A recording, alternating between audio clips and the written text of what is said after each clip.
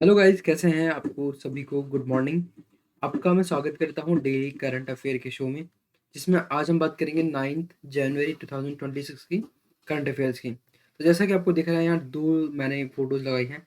तो आज की मेन दो खबर क्या है, एक तो ये जो आपको लोगो दिख रहा है कि दिखा रहा है प्रवासी भारतीय दिवस का लोगो है, ठीक है। और दूसरा जो है, ये आपको ट्रेन दिख रही है, S2 लिखा हुआ है ना। तो ये हाइड्रोजन गैस से चलने वाली ट्रेन का ट्रायल है। ये दो मेन खबर हैं, बाकी भी खबर डाली हैं। तो हम सब पर आज बात करेंगे, ठीक है। सबसे पहली बात में कि ये वीडियो किसके लिए बेनिफिशियल रहने वाली है। जिस पे एग्जाम में, कॉम्पिटिटिव एग्जाम में अगर मैं बात करूँ, करंट अफेयर्स आते हैं, चाहे से वो banking, UPSC, SSC, railway, state PCS या फिर आपके कोई से भी अदर एग्जाम्स हो गए, उनमें अगर करंट अफेयर्स आती है तो डेफिनेटली बेनिफिशियल रहेगी। यहाँ पर जो आपको दो फोटोज लगाई मैंने, कि एक पर्सन न्यूज़पेपर पढ़ रहा है और एक पर्सन आपकी मेरी वीडियोस देख रहे हैं, तो दोनों बराबर ही चीज़ है। क्योंकि मैं क्या कर रहा हूँ, मैं ब्रीफ में ही चीज़ों को आपके सामने एक्सप्लेन करके जाऊँगा कि कारण क्या है। कि आप न्यूज़पेपर पढ़ोगे, आपको चीज़ समझ नहीं आएगी, फिर आप कहीं वीडियो देखोगे। तो मैं कह रहा हूँ कि अगर आप मेरी वीडियो के बाद अगर न्यूज़पेपर पढ़ोगे तो डेफिनेटली आपके लिए बेनिफिशियल रहेगा, ठीक है। चलिए हम शुरू करते हैं आज का करंट अफेयर क्लास को। सबसे पहली जो खबर है वो है नेशनल गवर्नेंस की हम बात करेंगे। तो इसमें सबसे पहला जो पॉइंट आपके सामने मैं लेकर आया हूँ वो है कि आज है 9 तारीख। 9 जनवरी को कहा जाता है प्रवासी भारतीय दिवस। ये क्यों बनाया जाता है? इसी दिन जो हमारे महात्मा गांधी जी थे, वो साउथ अफ्रीका से इंडिया में आए थे। आ, कब आए थे? 9 जनवरी 1915 को। तो ये मार्क एक तरह से महात्मा गांधी जी का इंडिया में आना साउथ अफ्रीका से, उसी के उपलक्ष्य में मनाया जाता है ये दिवस। अब प्रवासी भारतीय दिवस और क्या इंपॉर्टेंस रखता है? तो एक तरह से हमको ये याद दिलाता रहता है कि किस तरह से हमारे जो प्रवासी जो बाहर गए हैं लोग, जो हमारे आउट ऑफ इंडिया काम कर रहे हैं, उनकी कितनी इंपॉर्टेंस है इंडियन इकोनॉमी में। कैसे देखिएगा, इसकी सिग्निफिकेंस क्या है। Celebrated to mark the contribution of the overseas Indian community to the development of India। पहली चीज जो आओ मतलब बाहर रह रहे हैं इंडिया से, उन कम्युनिटी की इंडिया के डेवलपमेंट में एक बहुत मेजर रोल है। कैसे समझिएगा, मैं आपको एक लोकल एग्जांपल समझाता हूँ। लोकल एग्जांपल मतलब एक फ्रेंडली एग्जांपल। जैसे ये आपका घर है, ठीक है, और आप रहते हैं, मान लीजिए आप रहते हैं जयपुर, ठीक है। और आप कहाँ आ गए? दिल्ली कमाने। दिल्ली कमाने आ गए। अब होगा क्या, आप जयपुर से दिल्ली आए कमाने, दिल्ली में रहकर आप क्या करोगे? कुछ जॉब करोगे। जॉब में मान लो आपको मिल रही सैलरी 20,000। 20,000 में से आपने अपना किराया निकाला 10,000 का, और उस 10,000 बचे हुए किराए को आपने क्या करा? अपने घर जयपुर भेजा। तो जयपुर के लोग क्या करेंगे? जो आपकी फैमिली में जो लोग रहते हैं वो क्या करेंगे? इस 10,000 से क्या लाएंगे? अपने किराने का सामान लाएंगे। दूध, शक्कर, चीनी, पत्ती, जो भी चीज़ है, नमक वमक। तो उससे हो क्या रहा है? अगर मैं मानूं कि दिल्ली एक अलग देश है, एग्जाम्पल के लिए, ठीक है, और जयपुर एक अलग देश है, तो होगा क्या? जयपुर की जो इकोनॉमी है वो क्या करेगी? बूस्ट करेगी। कैसे कर रही है बूस्ट? कि जो यहाँ से जो आउट ऑफ जयपुर से पैसा आ रहा है, वो पैसा क्या हो रहा है? पैसा हो ऐसा रहा है कि जयपुर की इकोनॉमी को बूस्ट कर रहा है। इसी तरह से हमारे इंडिया को मान लीजिए। आप इस एग्जाम्पल, लोकल एग्जाम्पल को छोड़िए, अब आप रियलिटी में आइए। दिल्ली और इंडिया किसके पार्ट है? दिल्ली और जयपुर इंडिया के पार्ट है। तो ये हमारा इंडिया है और ये आपका यूएसए मान लीजिए। यूएसए में कोई पर्सन बैठा है जो कि 20,000 रुपये कमाता है, रुपीज़ मान लीजिए। रुपीज़ में बात नहीं करेंगे, तो डॉलर में बात करनी चाहिए, लेकिन आप जनरल सी बात देखिए, 20,000 रुपये में मानता हूँ। तो वो यही काम कर रहे हैं 10,000 रुपये रहने के, और बाकी 10,000 रुपये भेज रहे हैं। तो ये कहाँ की इकोनॉमी को बूस्ट करेगा? इंडिया की। तो इस तरह के डेवलपमेंट ऑफ इंडिया के लिए बहुत ज़्यादा नेसेसरी है। समझ में आया आपको बात? ठीक है। अब जो 2026 का फोकस क्या है? पहली बात तो ये 2026 का इसमें स्पेशल फोकस नहीं है। क्यों नहीं है? क्योंकि ये बायनियल इवेंट है, मतलब साल में 2 बार का इसमें कन्वेंशन होता है। तो अभी जो 2026 से नॉन कन्वेंशन ईयर है, जिसपे कोई भी तरह का आपको प्रवासी भारतीय दिवस में कन्वेंशन देखने को नहीं मिलेगा। बट जो ऑनगोइंग थीम जो है इसकी, है ना, एंगेजमेंट की, वो है डायस्पोरा कंट्रीब्यूशन टू अ विकसित भारत। ठीक है। इसके अंदर की इवेंट क्या है कि पीएम मोदी जो है वो झंडी दिखाएंगे किसको? भारत प्रवासी भारतीय एक्सप्रेस को। एक स्पेशल टूरिस्ट ट्रेन है for the diaspora to visit religious and historical sites in India. मतलब कि जो आपके रिलीजियस और हिस्टोरिकल साइट्स है उसको घूमने के लिए जो ट्रेन निकाली बनाई गई, मतलब नाम दिया गया उसका, नाम के प्रवासी भारतीय एक्सप्रेस। अब बात आती है जो कि है मेन इंपॉर्टेंट। पहले तो प्रवासी भारतीय दिवस का तो मैं इसलिए कह रहा हूँ कि आपको कैसा क्वेश्चन पूछ सकता है, आपको याद रखना है कि 9 जनवरी को प्रवासी भारतीय दिवस मनाया जाता है। और दूसरी बात, इसकी थीम डायस्पोरा कंट्रीब्यूशन टू ए विकसित भारत। और तीसरा कि एक प्रवासी भारतीय एक्सप्रेस को पीएम मोदी ने ही हरी झंडी दिखाई है। क्या काम है उसका? रिलीजियस और हिस्टोरिकल साइट्स को घुमाने का। ठीक है, अब बात हम करते हैं India first hydrogen power train. ये है क्या? अभी मैंने आपको डायग्राम दिखाया था, वो ट्रेन जैसा कि इसका नाम है first hydrogen power train. Hydrogen इसमें फ्यूल की तरह यूज हो रहा है। हाइड्रोजन और ऑक्सीजन बॉन्ड बनाएंगे और निकलेगा क्या? हमें प्रोडक्ट क्या मिलेगा? H2O, hydrogen plus oxygen reaction करेगी। ठीक है ना? तो फिर होगा क्या उससे? उससे होगा क्या? होगा ये कि हमको क्या मिलेगा? टू H2O के मॉलिक्यूल्स। तो इसमें प्रोडक्ट क्या मिल रहा है हमको? H2O मिल रहा है। वहीं पर अगर हम जनरल से फॉसिल फ्यूल्स वगैरह की बात करें तो उसमें कार्बन प्रेजेंट है। तो कार्बन जब रिएक्ट करता है आसपास की गैसों संग तो क्या निकालो लास्टली? प्रोडक्ट के रूप में CO2 निकालो। और CO2 क्या है? आपकी ग्रीन हाउस गैसेज है ना? बट H2O क्या ग्रीन हाउस गैसेज है? नहीं, ये तो बेनिफिशियल है। ये तो एनवायरनमेंट के लिए भी अच्छा है कि अंदर आपकी नमी रहेगी आराम से। और नमी कभी खराब हुई है? नहीं, नमी तो खराब कभी हुई नहीं। तो यहाँ पर जो हाइड्रोजन पावर ट्रेन है इसमें फ्यूल हाइड्रोजन यूज हो रहा है। और इसका जो बैक जो आप कह सकते हो कि एक तरह से बाय प्रोडक्ट जो निकलने वाले प्रोडक्ट जो निकलने वाले हैं वो हमारे अर्थ को भी हार्म नहीं करेंगे। तो एक तरह से क्या हो गया, ये कार्बन फुटप्रिंट को रिड्यूस करने का काम कर रहा है ना? अब इसके अंदर क्या याद रखना है वो बात मैं आपको समझाता हूँ। सबसे पहला ट्रायल हुआ है इसका, कहाँ पर हुआ है? जिंद में, हरियाणा के अंदर। हरियाणा कहाँ आता है? आपके दिल्ली एनसीआर के पास मान लीजिए, और राजस्थान रीजन का थोड़ा सा हरियाणा का पार्ट। तो ट्रेन का जो ट्रायल हुआ है फर्स्ट हाइड्रोजन ट्रेन का, वो कहाँ हुआ है? जिंद, हरियाणा में।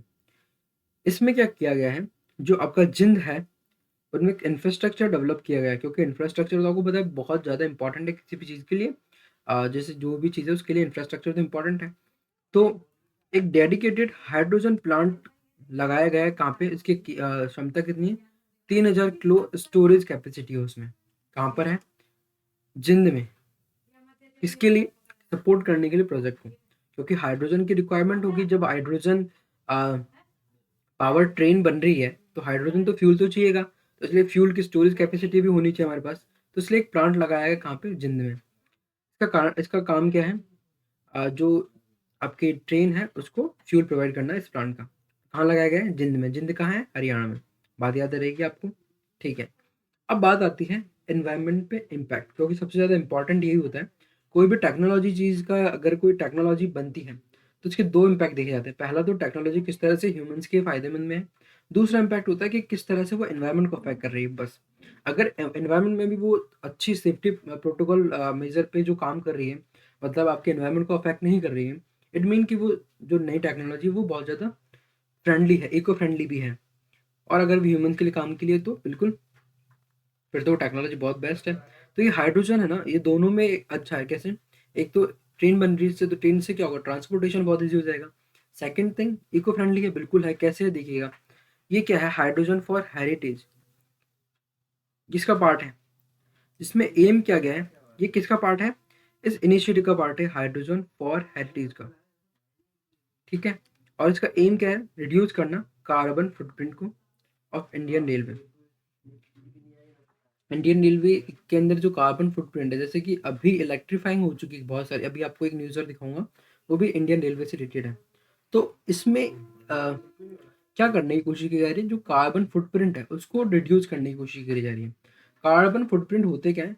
फुटप्रिंट से आपको याद आ रहा है, आपको पीछे जो आप छाप छोड़ कर जाते हो ऐसे ऐसे, याद आ रही है आपको? एक जूता सा बना हुआ रहता है, अगर आपको डायग्राम से याद हो कार्बन फुटप्रिंट के, बचपन की एनसीईआरटीज वगैरह में जो डायग्राम होते हैं। तो वो दिखाना चाहते हैं कि आपने कुछ चीज़ का यूज़ करा और बाद में आपने क्या करा, बाय आपके प्रोडक्ट के रूप में आप कार्बन छोड़ गए पीछे। उसका प्रोडक्ट क्या निकल रहा है? कार्बन। और कार्बन क्या करने वाला है? कार्बन आपके लिए अर्थ के अंदर ग्लोबल वार्मिंग करेगा, ग्रीन हाउस गैसेज का इफेक्ट शो करेगा। क्योंकि कार्बन है क्या? कार्बन में जो आपकी CO2 वो क्या है? कार्बन डाइऑक्साइड क्या है? एक ग्रीन हाउस गैसेज है। ठीक है। तो ये एक मेन इम्पॉर्टेंट जो इसकी इस प्रोजेक्ट की है, हाइड्रोजन पावर ट्रेन का जो प्रोजेक्ट है, उसका जो मेन फंक्शन है वो यही है। सेकंड बात करता हूँ मैं, इसमें इम्पॉर्टेंट क्या है? बस यही है कि hydrogen train emit only water vapour, और केवल क्या निकालेगी, वाटर वेपर निकालेगी। Operate with significantly less noise, जैसे कि अभी आज की ट्रेन जो है वो बहुत ज़्यादा आवाज़ करती है, तो उससे कम आवाज़ होगी हाइड्रोजन पावर ट्रेन के अंदर, और वाटर वेपर निकलेगा केवल। तो एक तरह से आपके लिए इको फ्रेंडली होगी नहीं। तो डायग्राम है जो कि पीईएम जिसको हम कहते हैं, polymer electrolyte membrane fuel cell, जो कि आपको देखने को कहाँ मिलेगा, ये आपको ये हाइड्रोजन जो इंजन है इनमें देखने को मिलता है। तो जो कि इंजीनियरिंग सर्विसेज की प्रिपरेशन कर रहे हैं यूपीएससी के, तो उनके लिए बेनिफिशियल हो सकता है। बाकी हमें बस ये याद रखना है कि पीईएम टेक्निक जो है बेनिफिशियल ही होती है किसके लिए, हमारे हाइड्रोजन पावर ट्रेन के लिए। थोड़ा सा हम देख लेते डायग्राम को, हमको बस एक जनरल ओवरव्यू मिल जाए तो बहुत अच्छा है इसमें। तो इसमें होता क्या है, ऑक्सीजन ऐसे जा रही है, हाइड्रोजन इस जगह से जा रही है, ठीक है, गैस डिफ्यूजन हो रही है ना, दो मॉलिक्यूल्स, ठीक है, फिर यहाँ पर जाकर एक सिंगल मॉलिक्यूल्स हो गए, और यहाँ पर जाकर क्या बन रहा है, ये मेम्ब्रेन में जाकर दोनों एक इधर से आ रही है, एक इधर से एंटर कर रही है, और लास्टली क्या निकल रहा है, H2, है ना। ये चीज़ मैं आपको दिखाना चाह रहा था। पीईएम इसको कहा जाता है, ठीक है। अब बात हम करते हैं प्राइवेट पब्लिक प्राइवेट पार्टनरशिप। ये मैंने आपको कल की क्लास में भी कराया था, अगर आपने नहीं करी है तो देख लो तो अच्छा है, वरना तो कोई बात नहीं, आज हम उसको भी थोड़ा कवर कर रहे हैं। मैं कोशिश करता हूँ कि मैं 2 दिन के करंट अफेयर्स लेकर चलूँ, जैसे 8 और 9 के। जैसे हमारे आज की क्लास केवल 9 पर डिपेंडेंट नहीं है, जैसे कि मतलब इसमें क्या होगा, 7 से लेकर 9 तारीख तक जितने भी चीज़ें इवेंट हुए हैं ना, वो सब कवर करने का मैं प्रयास करता हूँ। तो मतलब 2 दिन में पूरे कवर करने की प्रयास कर रहा हूँ, ठीक है, जिससे कि क्या है, आपको पीछे का बैक का भी पता चले। तो public private partnership PPP pipeline, ये अभी एक जो आपके डिपार्टमेंट ऑफ इकोनॉमिक अफेयर्स है, उन्होंने एक प्रोजेक्ट है ना क्रिएट करा, जिसका नाम है 3 ईयर पीपीपी प्रोजेक्ट पाइपलाइन। इसमें क्या होगा, इसको पीपी क्यों बोल रहे हैं, पब्लिक प्राइवेट पार्टनरशिप। इसमें क्या होगा, इसका फायदा क्या होगा कि आपके एक तो है ना बूस्ट होगा इंफ्रास्ट्रक्चर स्टेट्स में, ठीक है। इसमें आपको जो पॉइंट याद रखना है कि कितने करोड़ का हो रहा है, 17 लाख करोड़ का हो रहा है, 17 लाख करोड़ का। It includes 852 project across central ministries. Central ministry में आपके 852 प्रोजेक्ट्स में ऐड किए गए। अब बात आती है थोड़ा सा हम डिफेंस वाली चीज़ भी चलते हैं। तो अभी नेवल बेस बनाया है हल्दिया में, ठीक है।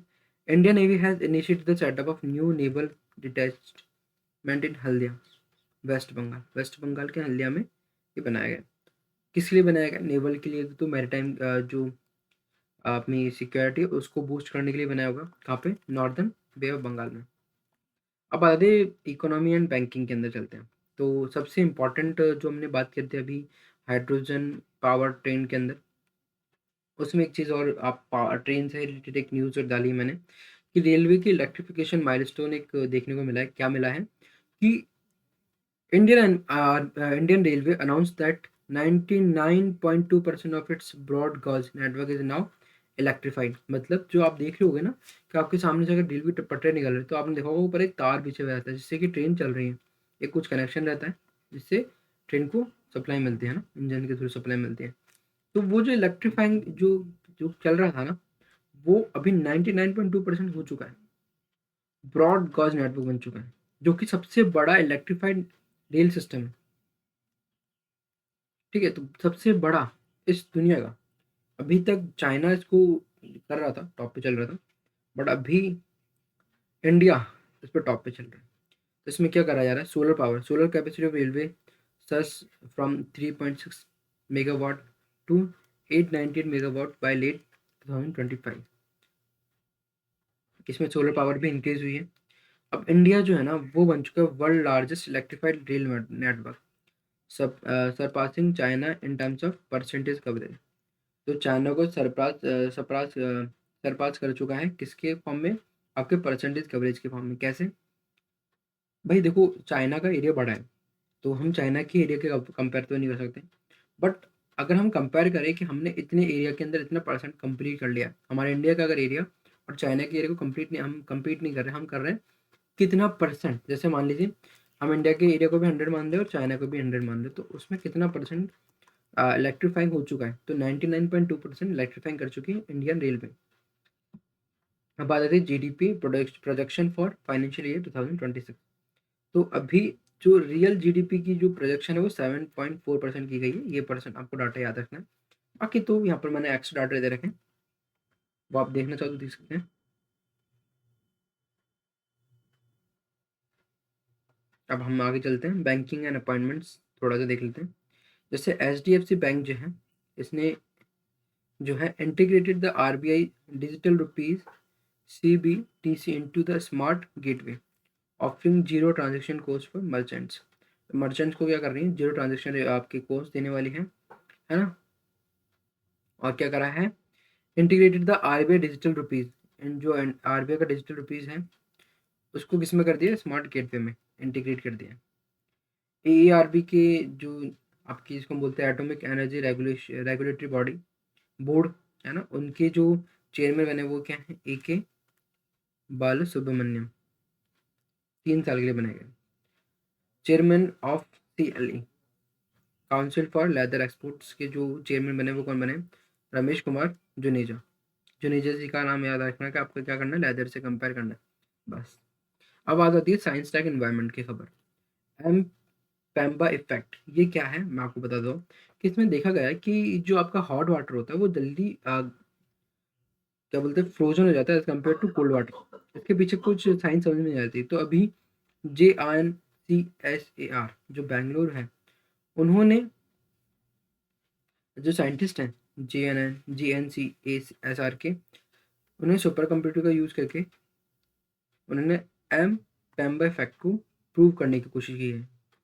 जिसमें ये मैंने कल भी बताया था कि किस तरह से जो हॉट वाटर जो होता है ना उसके मॉलिक्यूल्स है ना, एक तरह से इजीली मौका देते हैं डिफ्यूजन के लिए, बाकी कोल्ड वाटर उसको एनकाउंटर करता था है ना, कोल्ड वाटर के मॉलिक्यूल्स। तो एक रीज़न दिया था, बट वो साइंटिस्ट तो वो और डीप बता पाएंगे। तो हमें इतना याद रखना है कि एम पेम्बा इफेक्ट क्या होता है। एम पेम्बा इफेक्ट ये होता है, इसमें हॉट वाटर जो है, यहाँ पर लिखा hot water फ्रीजेज faster than cold water, बस आपको ये याद रखना है। और किसने करा है, JNCASR बैंगलोर ने, ठीक है। अब बात आती है बायो बिटुमिन प्रोडक्शन की। अब सबसे इंपॉर्टेंट न्यूज में से ये भी है, India become the first country to commercialise produce bio bitumen reducing reliance on crude oil and curbing stubble burning. ये क्या है, जिसने कमर्शियली प्रोड्यूस करना स्टार्ट कर दिया बायो बिटुमिन को। अब बायो बिटुमिन है क्या, ये बायोमास होता है जिसमें क्रॉप रेसिड्यू, जो क्रॉप मतलब आपकी खेती वेती से जो बचकर निकलता है ना लास्ट का with, वो ही है बायो बिटुमिन, उसको कहते हैं बायो बिटुमिन, ठीक है। तो इंडिया फर्स्ट कंट्री जिसने कमर्शियलाइज किया है किसका प्रोडक्शन को, किसके बायो बिटुमिन को। और किसके द्वारा डेवलप किया गया है, CSI CRRI and CSI IIP। अब इससे हेल्प क्या होगी, it help reduce the import of crude oil based bitumen and provides N solution for stubble burning. Stubble burning क्या होती है, आपने पराली को देखो नाम सुना होगा कि जो खेतों में जो आग लगाई जा रही थी, उस वो अब कम हो जाएगा। उसका क्या होगा, वो जो जलाया जा रहा था उसका यूज़ हम काय में करेंगे, बायो बिटुमिन को बनाने में करेंगे, है ना। तो एक तरह का सॉल्यूशन मिल गया ना हमारे को पराली का, बायो बिटुमिन। और इंडिया क्या हो गया, फर्स्ट कंट्री है जो कि कमर्शियलाइज कर रहा है किसको, बायो बिटुमिन को प्रोडक्शन को, ठीक है। अब एक छोटा सा जिया टैग का भी हमको देखना होगा, जो कि है कि राजस्थान का जो नागौर है डिस्ट्रिक्ट है, वहाँ पर एक नागौरी अश्वगंधा, इसको क्या मिला है, जोग्राफिकली इंडिकेशन टैग मिला है। जोग्राफिकल इंडिकेशन टैग मिलने से क्या फ़ायदा होता है कि वहाँ पर क्या चीज़ें प्रचलित हैं वो हमको मालूम पड़ जाती है, और उसके बाद वो फेमस होने के बाद वहाँ पर क्या होगा, इकोनॉमी बढ़ेगी। कैसी इकोनॉमी बढ़ेगी, कि मान लीजिए एक रमेश जी हैं और एक है श्याम जी, ठीक है। रमेश जी रहते हैं हमारे जयपुर में। जयपुर में जो रमेश जी रहता है, उनके नाम की मिठाई का नाम आ गया, मान लो वो मिठाई की दुकान उनकी, तो उनको मिल गया GI टैग कि रमेश पेड़े को GI टैग मिल गया। तो जोग्राफिकली इंडिकेशन मिल गया ना, एक टैग मिल गया। तो अब क्या होगा, लोगों को नाम चलेगा, अच्छा अच्छा यहाँ पर ये कोई भी जयपुर आएगा तो वो क्या करेगा, वो रमेश के पेड़े जरूर खाएगा, क्योंकि उनको GI टैग मिला है। क्योंकि एक तरह की आपने फेमस कर दिया। फेमस कैसे मिलता है कि जोग्राफिकली इंडिकेशन मिलने के बाद वो चीज़ें ना वहाँ पर पॉपुलर होती हैं, तो अब फिर ज़्यादा से ज़्यादा लोग इसको खरीदेंगे, और खरीदेंगे तो क्या होगा, इकोनॉमी बूस्ट होगी, वहाँ के लोगों को रोजगार और मिलेगा। बट ये पर्टिकुलर आदमी को मिलता है, ऐसा नहीं होता है कि हाँ, बट एक लिमिटेड टाइम के लिए मिलता है वो भी। अब बात आती है डाटा सेंटर ग्रोथ की। ये भी एक अलग पॉइंट है, इसको आप मैंने शायद इट्स बैंडिंग के रूप में आपको लग रहा होगा, लेकिन अलग पॉइंट है। डाटा सेंटर ग्रोथ क्या है? एक तरह से अभी मान लीजिए कि आपके जो व्हाट्सएप इंस्टाग्राम के जो डाटा है उसको सेव करने के लिए कहीं ना कहीं तो हमको एक बनाना पड़ेगा ना सिस्टम, जिसमें हम ये सारा डाटा स्टोर कर पाए, जिससे कि क्या होगा, आपको प्राइवेसी मिल पाए, है ना, और आपके संग कोई भी किसी तरह का स्कैम ना हो। तो इसलिए डाटा सेंटर की ग्रोथ की गई है, जिसमें इंडिया डाटा सेंटर कैपेसिटी जो है वो डबल हो गई इन 2025। रीचिंग कितनी होगी? 387 मेगावाट। इसकी इसमें अब आप इसको डाटा को जीबी टीबी वगैरह मैंने काउंट नहीं कर रहे हैं, हम किस में काउंट कर रहे हैं, हम काउंट कर रहे हैं इलेक्ट्रीफाइंग वो फॉर्म में काउंट कर रहे हैं। 387 मेगावाट। और जो हमने अभी देखी थी ना पीईएम टेक्निक, उसमें भी ये इस तरह का यूज़ हो रहा है। पीएम एक टेक्निक है, ठीक है, जिसका हम यूज़ क्या कर रहे हैं, हम यूज़ करने की कोशिश कर रहे हैं, इलेक्ट्रीफाइंग करने की कोशिश कर रहे हैं, जहाँ पर हम इलेक्ट्रिसिटी बनाने की कोशिश प्रयास कर रहे हैं। क्योंकि हमारा मेजर एम क्या है, फ्यूल का काम क्या है, अगर इलेक्ट्रिसिटी मिलेगी तो ऑटोमेटिकली मशीन वर्क करेगी, है ना, एनर्जी देगी। एनर्जी किस फॉर्म में? इलेक्ट्रिसिटी की फॉर्म में। तो इसमें क्या 103% ईयर ऑन ईयर ग्रोथ, 103% की ईयर ग्रोथ की गई है, ठीक है।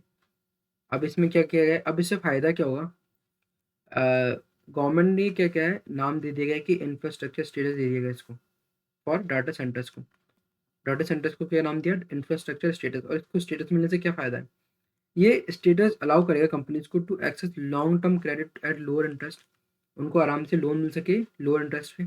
और इससे क्या होगा, फॉरेन डायरेक्ट इन्वेस्टमेंट, जो बाहर के लोग हैं इसमें इन्वेस्ट ज़्यादा करेंगे, तो एफडीआई में भी फर्क पड़ेगा। और क्या हो रहा है, लोअर इंटरेस्ट पे इनको क्रेडिट भी मिल पा रहा है, लोन मिल पा रहा है।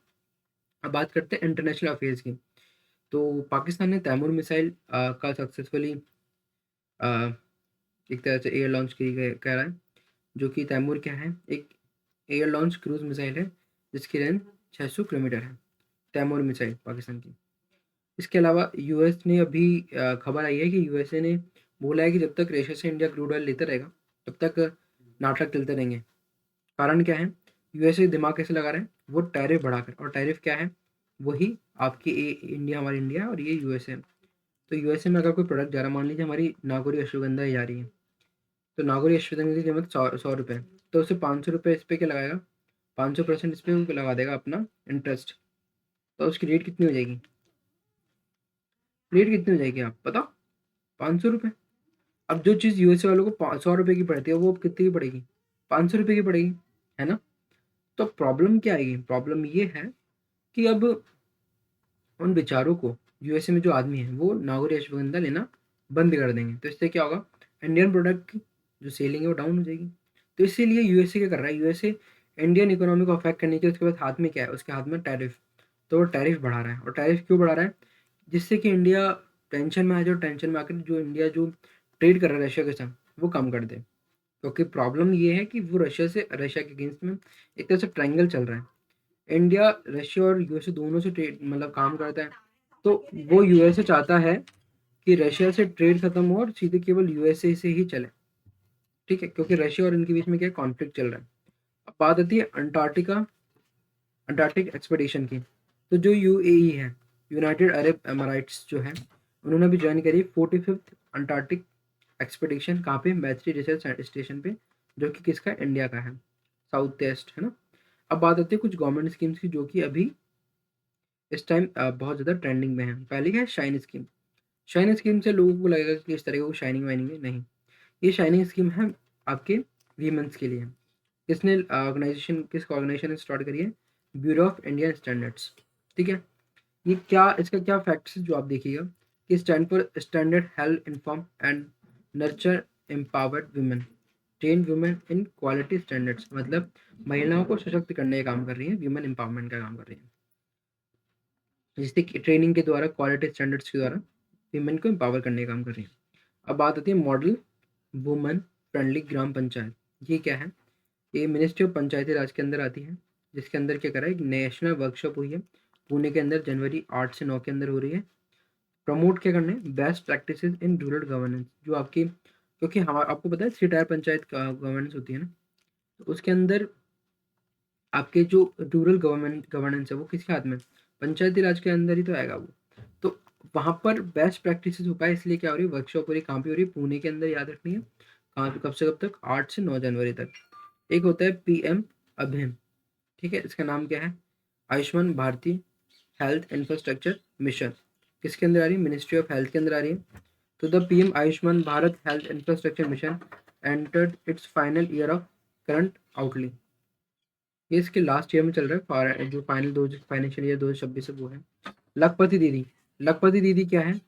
हर मतलब जो ऐसी महिलाएं जिनको ड्रोन्स वगैरह के थ्रू, टेक्निक्स वगैरह के द्वारा एक तरह से उनको एम्पावर करने का प्रयास किया जा रहा है। तो reach significant milestone in Chhattisgarh empowering rural women through SHG. SHG क्या है? आपके गोल्स है ना। ठीक है, तो इनके बेसिस पे कुछ करंट अफेयर की प्रैक्टिस है जिसके अंदर हमने एमसीक्यूज लेकर आए। तो मे भी हमने प्रयास तो करा था लेकिन कैसे आ गए, चलो कोई ना, हम यहाँ से देख लेते हैं। तो India first hydrogen power train part of hydrogen of for heritage initiative commenced its trial runs in January 2026 in which district? तो किस डिस्ट्रिक्ट में हुआ है? तो हमारा आंसर क्या होना चाहिए? यहाँ पर ए ऑप्शन है अहमदाबाद गुजरात, यहाँ पर ऑप्शन इस तरह से लिखे हुए हैं तो आप ध्यान रखिएगा। एंड दूसरा है गुजरात, दूसरा है जिंद और हरियाणा, तीसरा है पठानकोट पंजाब, और चौथा है सोनीपत हरियाणा। तो इसका आंसर क्या होगा? जिंद हरियाणा। ठीक है, दूसरा है प्रवासी भारतीय दिवस। प्रवासी भारतीय दिवस non non resident Indian day जिसको हम कहते हैं, एनआरआई डे जिसको हम कहते हैं, is celebrated annually on January 9। Which historic event does this day commemorate? तो किसके कारण इसकी उपलक्ष्य में मनाया जा रहा है इस दिवस को? तो हमें याद है महात्मा गांधी वाला ऑप्शन। तो महात्मा गांधी वाले चीज़ की, महात्मा गांधी साउथ अफ्रीका से लौटे थे कब? 9 जनवरी 1915 को। तो वही इसका होगा, the return of Mahatma Gandhi from south Africa in 1915। ठीक है, यहाँ सारे मतलब आंसर्स भी दे रखे हैं। ठीक है, अब आती है question number third. As per the data release in January 2026 what percentage of Indian railway broad gauge network has been electrified? तो कितना था? 99 पॉइंट समथिंग, मुझे याद आ रहा है आपको। तो यहाँ पर देखो कंफ्यूजन करने के लिए 99 तो दे रखा है, 99 तो दे रखा है, बट अगर आपने सही से डाटा याद नहीं करेगा तो 90 भी है, 95 भी है और 99.2 भी है। तो आपको 9 से आप सोचोगे 90 प्लस है तो कंफ्यूजन यहाँ पर हो जाएगा। इन तीनों में से आप इसको आप करोगे, है ना।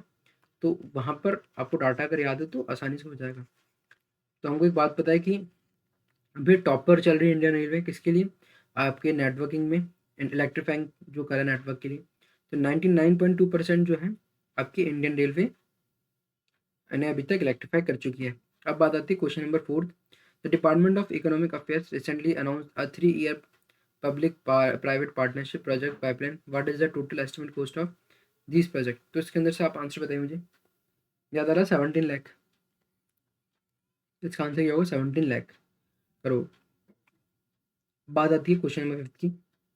तो अभी which medicine hub from Rajasthan often called Indian ginseng was recently granted geographical indication tag? तो इंडियन जिनसाई क्या है?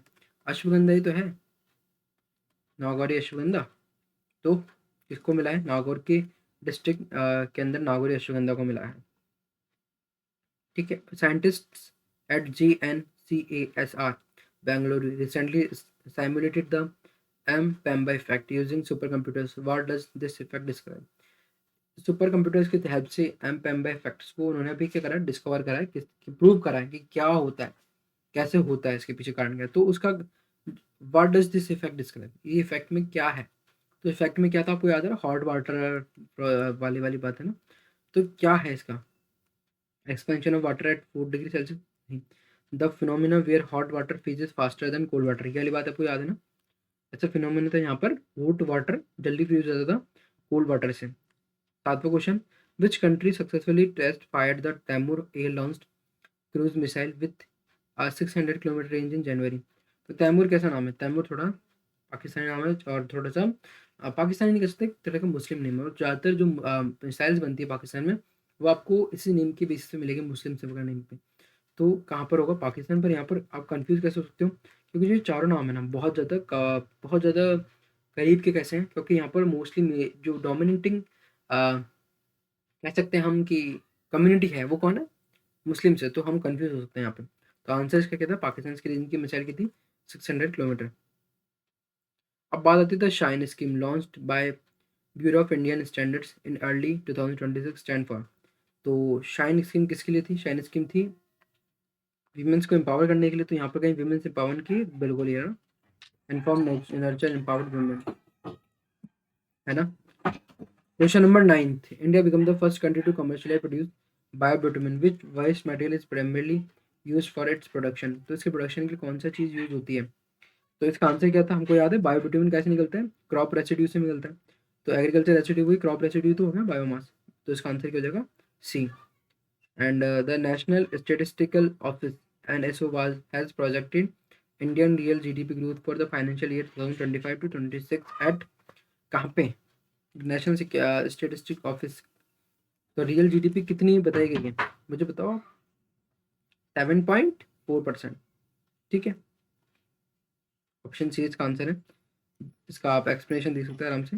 तो आज की करंट अफेयर में आपको कैसा लगा कमेंट सेक्शन में आप बता सकते हैं।